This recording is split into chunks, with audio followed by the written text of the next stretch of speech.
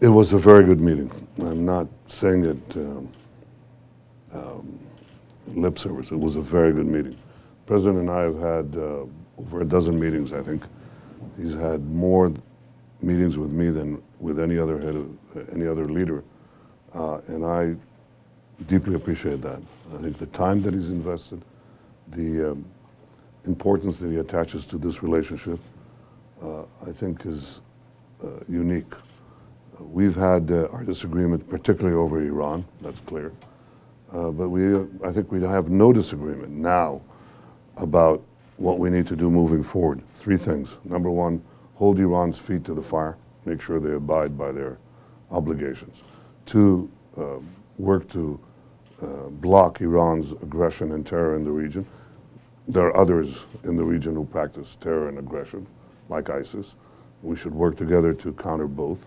And third, work against Iran's international terror network that is now spreading to two hemispheres. So the President and I focused yesterday on an MOU that is a long-term understanding between Israel and the United States on American military assistance to Israel that is critical for us.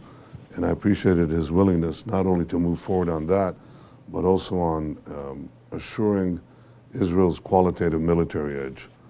Because as you know, there are other countries in the region that are receiving tremendous amount of military assistance.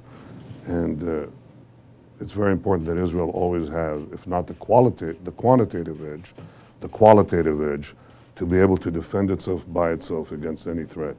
That's a principle the President has repeated many times, and I appreciate it at all times, but especially at this time. In your opening remarks, Mr. Prime Minister, you mentioned Israeli values and the idea of a democracy and the fact that there are Arabs. There are Arabs who live and work and are citizens of Israel. We appreciate that you've come here to speak about some of the tough issues that have come up in the past. And one incident that really did strike a nerve with many progressives was statements made during the recent election. And I just want to quote, where it was said, you said Arab voters were coming out in droves to the polls. And people were a little taken aback by that. So what do you say to progressives in the United States who worry about comments like that and what it means for inclusive Israel? Well, I think that this statement, as it was said, was wrong. Because, first of all, you should know that Arabs voted for me, and I welcome that. In fact, you may check this, but I think they voted for me in considerably larger numbers than they voted for the Labour Party. I was not referring to going to votes. I was speaking about a specific list that was opposed, but it shouldn't have been said. A few days after the election, I called in the Arab leaders and Arab leaders to the Prime Minister's residence, and I said, I'm the Prime Minister of each of you. And I don't want that statement to go uncorrected. I corrected it. I made sure that they understand it. Now, this is words. What about deeds? What about deeds? You know, I'll tell you what happened when I first was elected Prime Minister in 1996. It's my fourth term. There's a flood. You know, floods in Israel. And there's an Arab village called Furadis.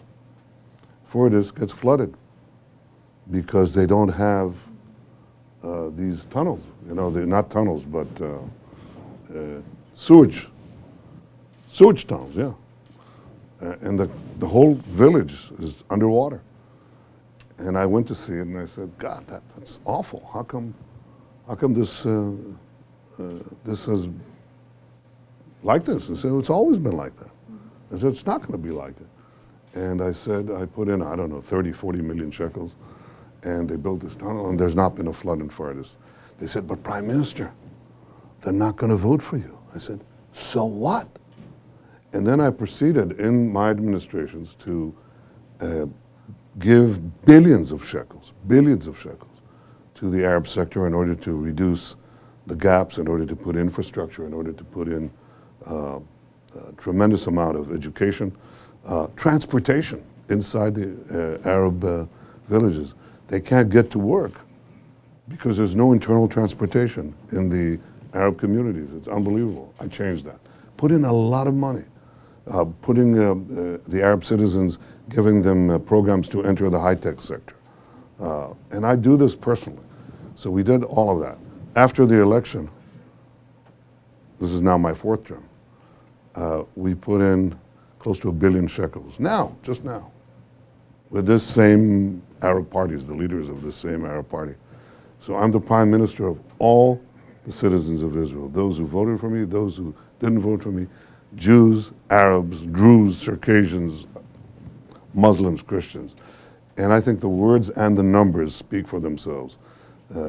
I think it's worthwhile, since you have scholars here, to investigate that. Look at the relative investments of different governments, and and you'll discover the truth of what I'm saying here. I think that's important. It comes also from the political philosophy, you'd be surprised to hear, that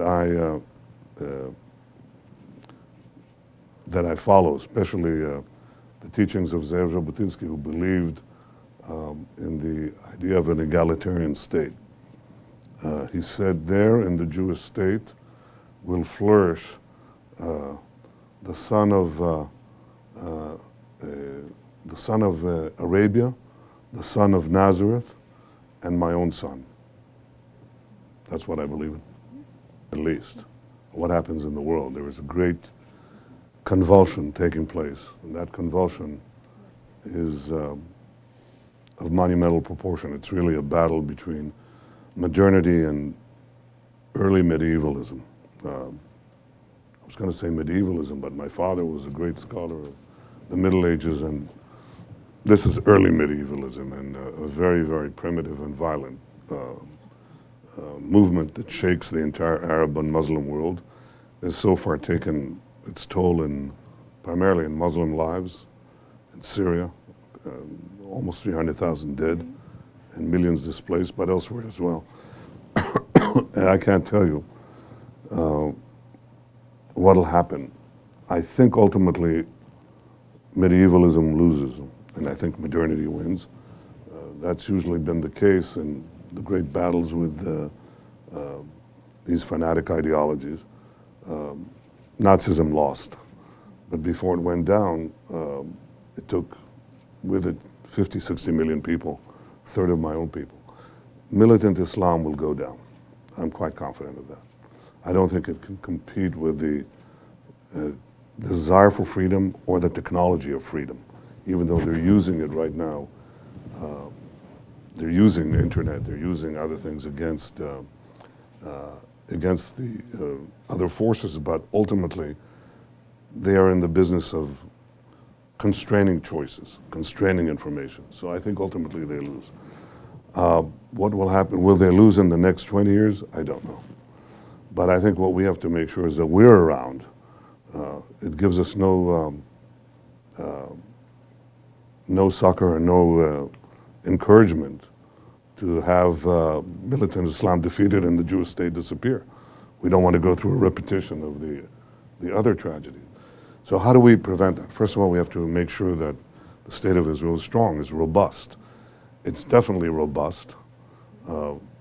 I was prime minister on the 50th anniversary, and I may very well be prime minister on the 70th anniversary. That's a few years away. And I'll tell you what happened in the 20 years. And that may be a good guide to what will happen in the next 20 years. Israel has turned into a technological powerhouse. Mm-hmm. We're in a century of knowledge and a century of conceptual products with geometric growth. And Israel is growing geometrically by design. We've created a very friendly economy for this growth. This is a number I always give because I think it's so striking. In 2014, Israel received 10% of the global investment in cybersecurity. In 2015, that number doubled. We're receiving 20% of the investment of the world in cybersecurity. That's an astounding figure. It also shows exponential growth. And I think we'll continue that trend, to ensure that Israel grows technologically. The future belongs to those who innovate. Another example, water. We've solved our water problem, even though rainfall has roughly been halved since the year of our independence. Population has grown 10 times, and our GDP per capita has grown 40 times. Yet we have water surpluses because we're the #1 recycler of water in the world. We recycle roughly 90% of our water, our wastewater. The next runner-up, Spain, 25%. So we have the capacity to shape the future. Now here's what is happening as a result of that. The first thing is, because nations understand that the future belongs to those who innovate, we are getting alliances, a lot of alliances. We are, this may not be understood in Western Europe, but here's what is happening. I'm so isolated that as foreign minister and prime minister, I don't have time to see my own Knesset members, my own factions, or the other politicians, because I have diplomats and heads of state coming from Asia, from Africa, from Latin America, and they all want 3 things. They all want 3 things. I mean, I'm talking about small countries like China or India, where I'm going to be going soon to visit, or Japan, or 20 African states that have come in. They all say, come back, come back, come back, or countries in Latin America. They all want 3 things. First, Israeli technology. Second, Israeli technology. Third, Israeli technology. This is a fundamental change, a fundamental change that will accelerate in the next 20 years. So Israel, I think, in the knowledge century, is uniquely poised to multiply its capacities. Can we get peace with the Palestinians, which is what you're asking me? Yes. It depends, one. Yeah, we're going to talk about that more. I just wanted to get I wanted to get my commercial in so you understand how great an investment Israel is. Remember the joke? How do you make a big fortune, a small fortune in Israel? Start with a big fortune? No. No. Apparently they have not heard this. No, it's changed. You make big fortunes in Israel. But the important thing is, how do we change our fortune with our Palestinian neighbors? Why is it that we don't have peace? Why? Well, is it this government? Is it me? There were 5 other prime ministers since Oslo, since the peace process began. How come they didn't make peace? Well, the reason they didn't make peace is because the underlying problem preventing peace is not Israel's willingness to make a territorial compromise, even a very generous one. It's that after Gaza, Israelis ask a question. What happens when we set up a Palestinian state on the other side? Do we get a state that lives in peace with us, or do we get a state that seeks to destroy us and fires thousands of rockets on our heads? Israel went through the book. It went by the book. It left Gaza to the last square centimeter. It took away all the settlements, skip freeze, just took them apart. It even disinterred people from their graves, handed the keys over to Abu Mazen, who promptly lost it to Hamas, even though they were only 3,000 strong then and he had 15,000 troops. They kicked him out. Now we have 30,000 Hamas and Islamic Jihad, and they fired, I don't know, 15,000, 16,000 rockets on Israel from Gaza since. The same thing happened to us in Lebanon. We left Lebanon to the last square inch. We got not Hamas, we got another proxy of Iran, Hezbollah, and they fired about 15,000 rockets on us. So Israelis ask a simple question, which I ask. If we were to set up a Palestinian state, how do we make sure that that state does not become another Gaza and is not committed to our destruction and doesn't work to our destruction? The answer to that falls into 2 categories. One, and these are not conditions for entering talks. I have no conditions for entering talks. I'm willing to meet up. You should invite Abu Mazen here. That's what you really should do. You should invite him and me. I'm sitting here. I'm willing to wait. Knesset can wait. Fine. We'll see if he comes. I am willing to enter the talks without any conditions. And for the last 7 years, Abu Mazen deigned to talk to me for 6 hours. 6 hours. That's it. How could you make progress on the issues I'm going to talk about in a minute if you won't meet and talk? That doesn't mean that the charges aren't leveled at us. They always are. But I'm talking about facts. These are facts. Now, in order to avoid another Gaza, which is the opposite of peace, you need two things. First, you have to make sure that the Palestinian state that is formed is not committed to Israel's destruction, that it ends all demands, recognizes Israel, and doesn't seek to flood it with the descendants of refugees, any more than I would seek to flood the Palestinian state with the descendants of settlers. Do you agree, Mr. Abbas? Refuses to answer that. That's what we mean by a nation state of the Jewish people. Palestinians go there, if they choose, and Jews go to Israel, if they choose. Can we have that arrangement? Mutual recognition of two nation states. That's the first term. The second thing is, what happens if things go awry? What happens if this territory is taken over the way Gaza was taken over? Then we need a long-term security presence of Israel to assure that doesn't happen. And right now, I don't see any other force. I don't see any other force. I mean, who's going to do it? Austrian peacekeepers? We tried that on the Golan Heights.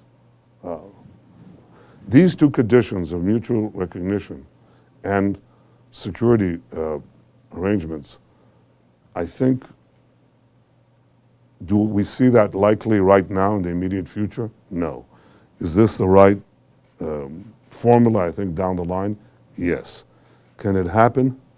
I don't think the Palestinians will necessarily accept it by themselves, but I think because of the change that is happening in the region, because there's a huge change happening in the region, it might be that leading Arab countries might encourage a future Palestinian leadership, or even this one, to accept that kind of deal.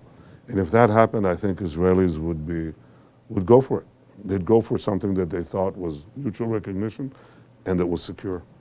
We're told that Israel isn't currently acting neutrally, that it has been acting. It has been acting vis-a-vis peace, and it has been acting through the advancement, the expansion of settlements, the idea that there's been a steady growth of settlements that are strategically placed. The understanding is strategically placed in order to make a Palestinian state more difficult, or that it has that result. What do you say to those concerns that the settlement expansion is actually something that's making peace more difficult? Well, I think two things. First, factually, the there have been no new settlements built in the last 20 years, and even before I became Prime Minister the first time. The additions are in existing communities. The map doesn't materially change. By the way, Google this, because this is just repeated ad nauseum. So it assumes the cachet of self-evident truth, that they were gobbling up land and so on. We're not gobbling up land because it doesn't take up any land. I mean, the total amount of built-up land is just a few percent. And the addition, if you look at over time, the addition, it's got to be a fraction of a percent, maybe 1/10 of 1%, 2/10 of 1%, maybe I'm wrong, maybe 3/10 of 1%. That's the land that is being gobbled up. That's a factual question. That should not be something that is debated. And yet it's become an axiom that we are gobbling up land. We're not, simply because it doesn't happen. So what's the problem? The problem, look, my grandfather, I always say this, I think I date the conflict back to 1920. My grandfather came in a boat in 1920, landed in Jaffa, went to the immigration depot, the Jewish immigration office in Jaffa. That office was hit a few months later by Arab attackers. They killed 6 or 7 Jews, including a famous writer, Brenner, great writer. And then we had riots and attacks in 1921, 1929 on the ancient Jewish community of Hebron, 1936 to 1939, 3 years, and 1947, of course, and 1948, the partition. There was no territories. There was no settlements. And then this continued into 1967, when we had a noose of death placed around us. This is 50 years, 47 years, from 1920 to 1967. Half a century. What's the root cause of this? It can't be the settlements, because it can't be the territories, because there weren't any. Now we get in there, and we leave Gaza, and they keep on attacking us. And I'm telling you that the real issue is whether the Palestinians are divided, one half living in Gaza, overtaken by the militant Islamists, openly calls for destruction, and the other half in the West Bank refuses to confront them. And when I say to Abu Mazen, I say, okay, for God's sake, recognize the Jewish state already, as I recognize the Palestinian state. And for God's sake, let's talk about long-term security arrangements, so we have those two anchors for a real peace. He won't do it. The settlements can be resolved within that context. There is a massive Arab construction, massive, that is against Oslo. It's not important right now. And nobody says, how come they're building there in disputed lands? Nobody even dares to think that. And yet the Jews are somehow, you know, there's this ethnic cleansing idea. What is this ethnic cleansing business? Why do we have in Israel Arabs living in the Galilee, having in the Negev, everywhere in the Knesset, in the Supreme Court, full civic rights, not a perfect society, but in the Middle East, the only ones who enjoy the rights of a democratic society. Nobody questions that, and we don't question it, certainly I don't. Yet the idea of a Palestinian state, it's got to be Judenrein, it's got to be clean, there can't be any Jews there. What is this? What kind of standard is this that we accept and the world accepts and progressives accept? You don't want that.